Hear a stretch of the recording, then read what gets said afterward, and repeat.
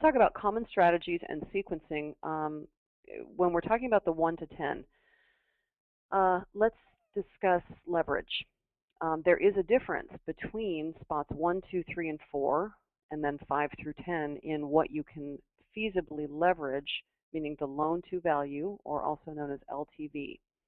I think that probably on the first slide when we were talking about the debt-to-income ratio and credit scores, you probably got the feel for there are different requirements in the first 4 conventional loan spots versus the 5 through 10 conventional loan spots. And that also applies to the loan-to-value and what kind of leverage you can expect.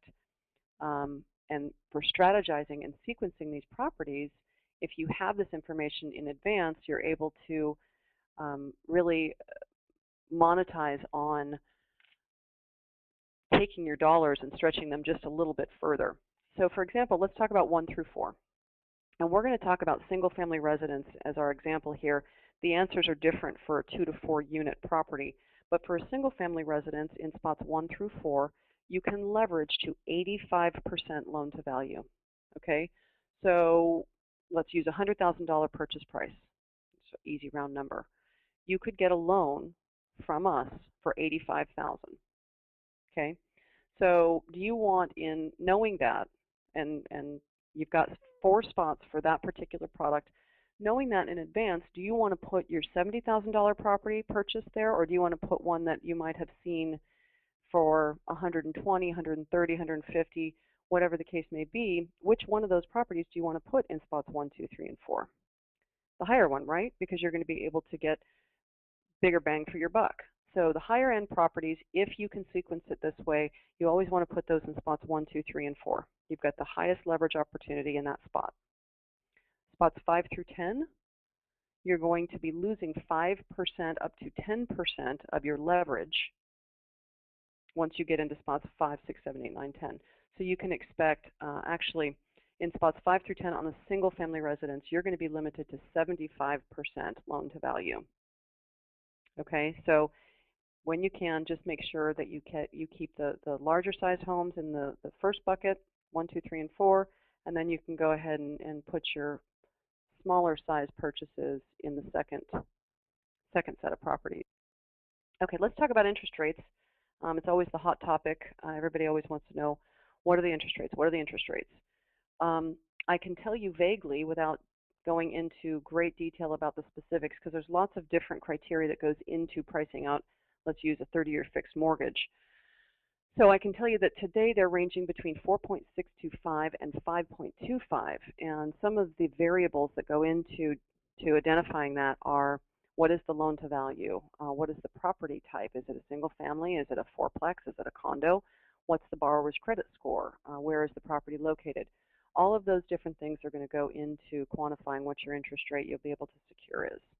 So in general terms, I can tell you rates on a 30-year fixed mortgage for an investment property are ranging again from 4.625 to 5.25, 30-year fixed money. Extremely, extremely low, guys. If any of you are currently under contract and you're hedging your bets and playing the market, I will tell you, inflation is looming. It is out there. Lock your interest rate. Chances are your loan amount is not great enough for it to make any difference for an 1/8 of a point in rate.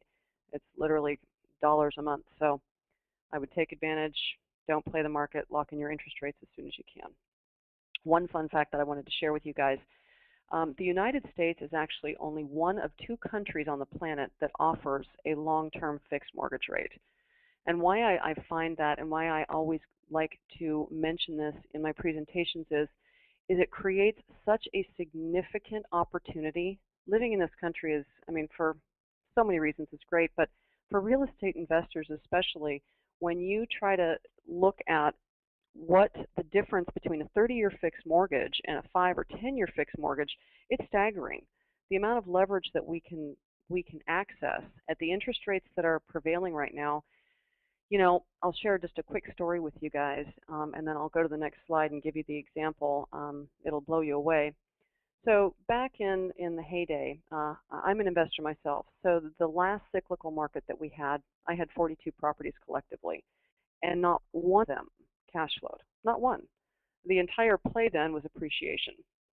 And so looking at it conversely, 10 years later, I say this, and I don't want to sound, but it is really that perfect storm. You have still great leverage at the lowest possible interest rates that you can imagine on an investment property, and every property right now, with almost without exception, that comes across my desk, cash flows $200, $300, $400 a month. Again, speaking of single family, that answer would be different for the 2 to 4 units, but that's profound. I mean, it just blows my mind that we went from one extreme to the other, and I think that my least negative property back then was probably at least $100 a month, and now up to thousands, depending on the property and where it was located, et cetera. Now you guys have the opportunity to look at price points that are far more reasonable, interest rates that are just stupid low, and a 30-year fixed mortgage. So watch this. This is what other countries deal with, and why real estate investing in this country is so incredibly awesome. So we're going to compare the United States mortgage market with pretty much everywhere else in the world. And we're going to use a $100,000 loan on a 30-year fixed mortgage at 5%. And then I'm going to take a $100,000 loan on a 5-year fixed at 4%. I'm even giving them the benefit of the doubt and the lower interest rate. Look at those numbers. Whoops. I mean, really? Isn't that just amazing? The fact that we can leverage at such interest rates, I know I'm beating a dead horse here, but the 30-year fixed amortization it's just so awesome. And then lastly on this, I want to touch on the difference between the 30-year and the 15-year, because that question does come up quite a bit. A lot of people say, I want a 15-year mortgage, I want to pay it off in 15 years. Couldn't agree more. You want to accelerate the payments? Of course, why not? These are long-term investments, right? My strong inclination is to keep the 30-year fixed mortgage, and here's why. If you look at the difference between a 30-year fixed mortgage payment and a 15-year fixed mortgage payment, and let's use the $100,000 model that we have here, yes, the interest rate's going to be slightly lower on the 15-year, but what's going to happen to our payment? It's going to go up exponentially because it's amortized over half the time, 15 years versus the 30 years.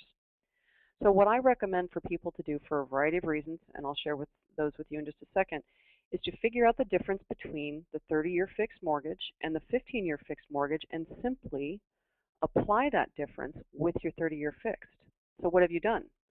You've kind of gotten the best of all worlds by allowing yourself to accelerate the mortgage on your terms.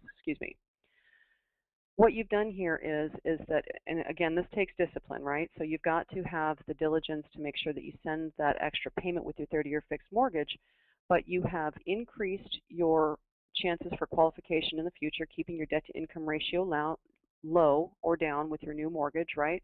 Versus getting the 15-year mortgages on everything, what's going to happen to your debt-to-income ratio? It's going to take some hits with those higher payments. And you are able to take that difference, applying it with the 30-year, and your payoff time, it won't be exactly 15 years, but you'll reach the finish line in somewhere around 15.4, 15.5 years. So you've accomplished exactly the same thing as the 15-year mortgage on a 30-year.